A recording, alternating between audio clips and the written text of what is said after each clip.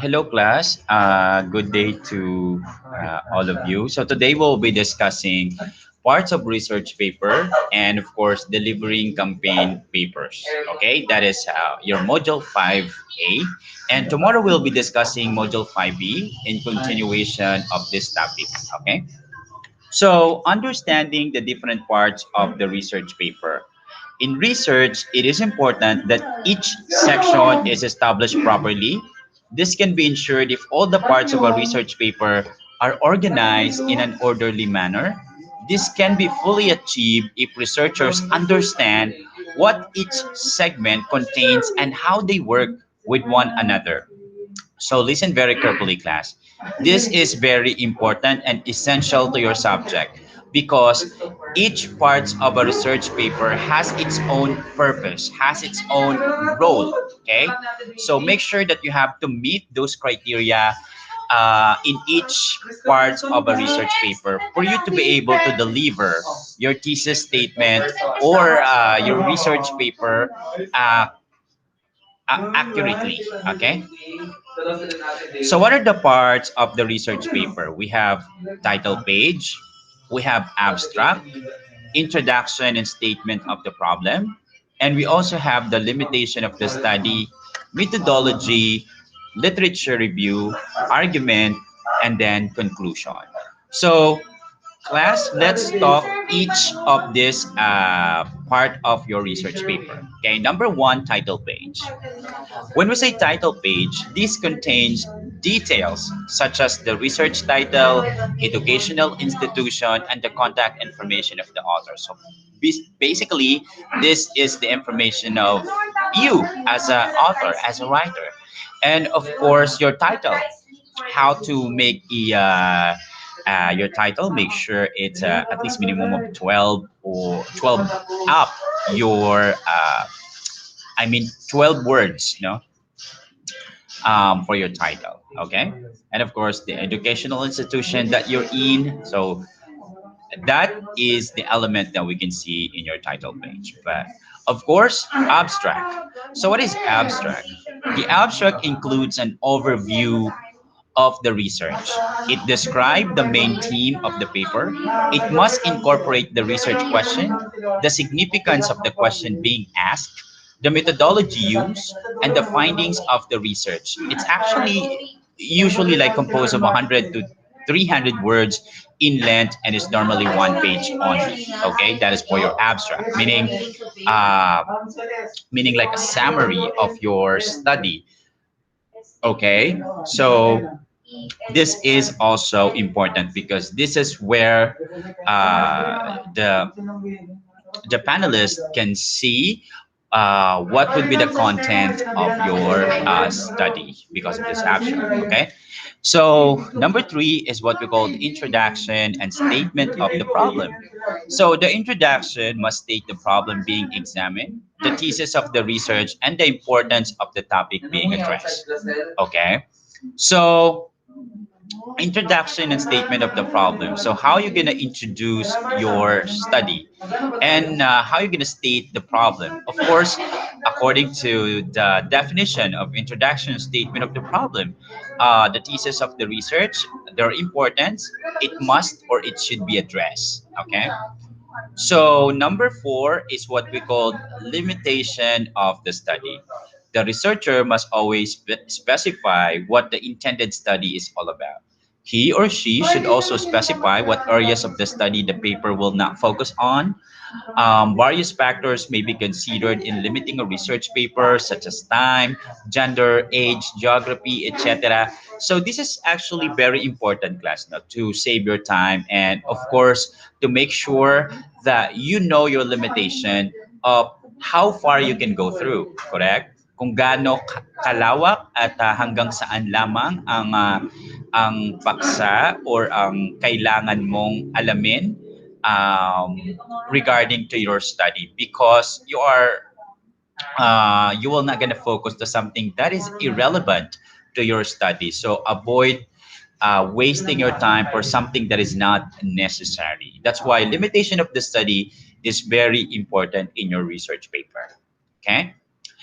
And of course, number five, which is the methodology.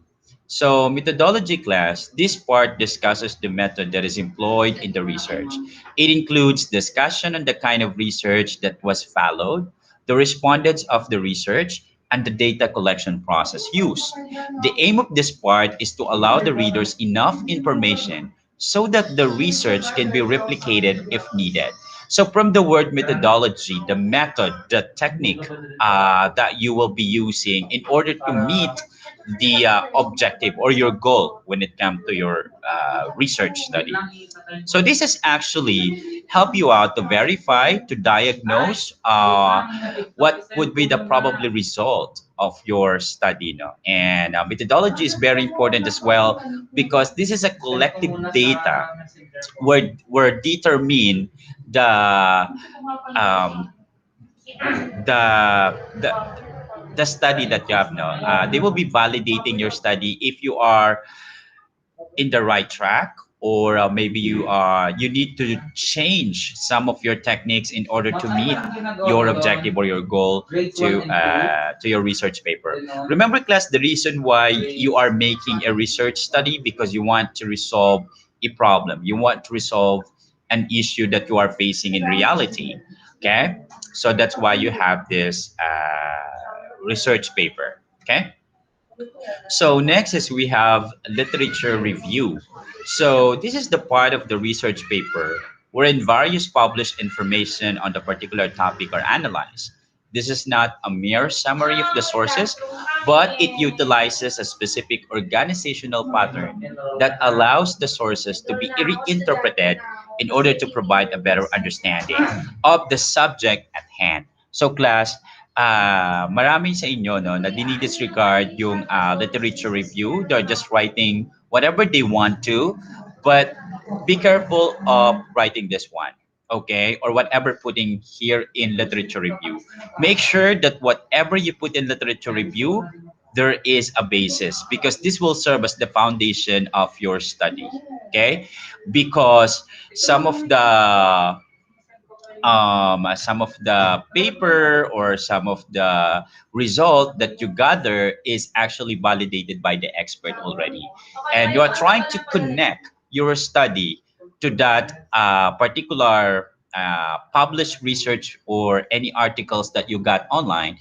Those are actually validated by the expert, meaning it's proven, okay? There already a result to that. So now, if you're trying to integrate your research paper to that particular study, then therefore there is a credibility, or your thesis has a credibility because you are connecting that particular idea, diba, to strengthen to strengthen your thesis or your research paper. Okay, that's why you don't have to fake or just to comply whatever you want to put in literature review, because I am telling you right now, the panelists will also check if your basis has a has a connection, and there is a significant to your study. Okay. So now argument. What is argument? So this part of the research paper is where the researcher builds the thesis by strengthening the arguments being presented. Data may be used to explain the points of the arguments being discussed. You know what, class? Our thesis or our research paper is not as always as good as what we expected. No matter how we work just to meet the particular objective, sometimes there's still weaknesses, no? So the only instrument, or the only should I said weapon, in order to make your thesis stronger and to strengthen your thesis is the data that you have. You always go back to the respondents, to the methodology that you use, the technique that you use. Is that really a method that is necessary to your research study, or maybe you are using an obsolete method or a technique? So you have to be careful, because once you use a wrong method, the whole study or the whole research paper that you have are totally invalid. Okay, do not expect that your thesis will pass no matter how good the wordings are, um, no matter how you pass it as early. If you are using an invalid method or inappropriate method, then therefore your thesis or your research paper is not valid, it's not credible, there's no essence at all. Okay, so this is the part of a thesis where you can present the data clearly, just to make sure that the panelists or the readers can visualize or can even agree about your claim, di ba? You have to convince them for whatever result that you have. Again, I'm talking in general. I don't have a specific topic that I can, that I can explain it here, because it depends on the title. It depends on the problem that you want to resolve. So in general class, argument, that's where you can put the data. Okay. So next is conclusion. When we say conclusion, is meant to remind the reader why the topic being studied is important, and it is not a mere statement of the thesis statement. So this conclusion will help your readers or maybe the panelists to check your thesis or your research. Okay, it reminds them about the concluding or what would be the main points of the research paper that you have. Okay, so what how can we say that you have a good conclusion? Okay, so in order to achieve that, you may be able to do e- four things when it comes to conclusion. So the first one is you have to create a connection between the subject being discussed and the realities of society. Meaning, when you conclude something, there is a relevance to your study and the problem that you are facing right now. Okay? Because what is the use of that research paper if there is no connection in reality? Okay? Wala naman palang impact sa'yo, wala naman palang problema sa'yo, bakit yan you come up with the thesis, no? So sa madaling salita, when you make a research paper, you are resolving or you are providing a resolution to the problem that we are facing right now. Maybe not all, maybe you personally experienced that. That's why you come up with that study. So there must be a connection to your study and to the reality. Simple as that. Okay. Next, you have to present the implication of the subject that the paper being discussed. So you have to present whatever implication. It could be what would be the possible impact, okay, uh, to your target or to the readers or maybe to the affecting one, to affected one. Paano ba sabi ito? Sa mga magiging apektado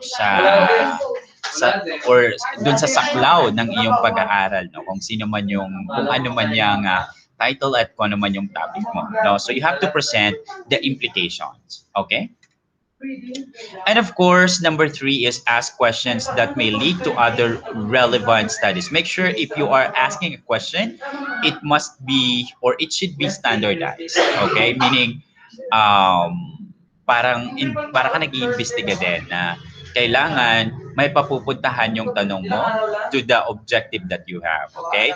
Make sure that if you are formulating a question, it may lead to a resolution. Okay? Or provoking or maybe your question is a form of like a probing question, so things like that. And of course, re-examine the main ideas presented and comprehend this with a new understanding. So you have to re-examine your main ideas and try to comprehend whatever the result of your study. Okay, and we're done with the parts of a research paper. I know you have a question or you have something on your mind, but definitely we can talk about it. So delivering campaign speeches. You know what, class? Just like what I said, no, speaking is very powerful. Same with writing. Okay, but how you gonna deliver your speeches to public? That is very challenging. It's not about the content of your message, but it is how you say it. Okay, so the world is riddled with a myriad of social ills, poverty, hunger, war. These are some of the few that we try to solve for a long period of time. Napapalibutan tayo ng sobrang daming problema. And aside from problema, no, nandyan yung mga tao na ang gagaling magsalita, hindi mo alam kung paniniwalaan mo or not. They're already existing nowadays, no? And now it is not the power of speaking, but it is also a power of understanding what is really happening, what is real, what is truth, what is facts, diba? Yan yung gusto natin. So now, to justify our discussion, we have like a Miss Universe. No, I know most of you are not fond of beauty pageant, but there is one thing that good about beauty pageant is how you empower people, how you inspire people, how to formulate a statement that could definitely inspire, motivates people, diba? So that is what we're going to do. Same elements in your thesis statement or in your thesis or in your research paper. Make sure that you have to write something in there. There is an impact. There is a relative or relative. There is a relationship from with reality, no, or to the reality. So historically, they use their voices to raise awareness for causes that are important. I know that you already encountered this one, but Abraham Lincoln, the 16th president of the United States, if I'm not mistaken, spoke against slavery through the Gettysburg Address. That was on November 19 in 1863. So imagine, this is very powerful. I'm sorry, he actually delivered a very empowering and remarkable message. Okay, so why is it Lincoln became famous? On June 1st, 1865, when Senator Charles Sumner referred to the most famous speech ever given by President Abraham Lincoln. In his eulogy on the slain president, he called the Gettysburg. I'm not sure if I'm mistaken, but this is a place in Pennsylvania. So he addressed a monumental act. He said Lincoln was mistaken that the world will little note nor long remember what we say here. Rather, the Bostonian remark, the world noted at once what he said and will never cease to remember it. The battle itself was less important than the speech. So this is actually a powerful message. And if you were living on that particular era, you may probably understand the underlying meaning of that. Okay. And next is we have Winston Churchill and his rousing speech about fighting battles. So Churchill became famous because he's best remembered for successfully leading Britain through World War II. He was famous for his inspiring speeches and for his refusal to give in even when things were going badly. Many people consider him the greatest Briton of all time and is almost certainly the most famous British Prime Minister. Okay, on that particular time uh, because of their gift of speaking. No? So next is we have Martin Luther the King Jr. and his inspiring I Have a Dream. So, nako, Diyos ko, batang-bata pa tayo, no? Naririnig na natin yung I Have a Dream. So, this line had a big impact, not just those era, but until this generation, no? So remember, class, that just like what I said, when you are trying to convince someone or to prove something, It is not about how you sugarcoat things, but it is how you say it. Same with thesis. It is not about how you follow the elements or the required criteria to a certain part of thesis, but how to justify each of them, okay, and to convince the panelists regarding to your study, whether whatever be the result, it can be a bad result, it can be a good result, as long as it's undergone in the right process, then you don't have to worry for that, correct? It is how you depend your thesis. Remember class, wala namang perfect in this world, no matter how uh, kahit gaano pa kamamahalin ang isang bagay, dumarating ang punto na mawawalan din yan ng, hindi rin yan magpa-function, masisira din yan. So there is no perfect in this world. That's why it is not how to hide or ang tawag dito, hindi to pa hindi to pagandahan or pagalingan ng pagtago or pagtakip ng iyong thesis, no, but how you justify, meaning pag sinabi kasi natin na gina-justify mo, pinaninindigan mo yung yung weaknesses ng thesis mo, that there is something that you can strengthen about. There is something that you can do more, or there is something happen in maybe in your methods or your techniques went wrong. That's why you came up with that kind of result. But of course, it's how you justify again. It is how you say it. Okay. So if you have any question for me, then we will talk about that next meeting. But I hope you learned something today. So goodbye and thank you, class. See you next.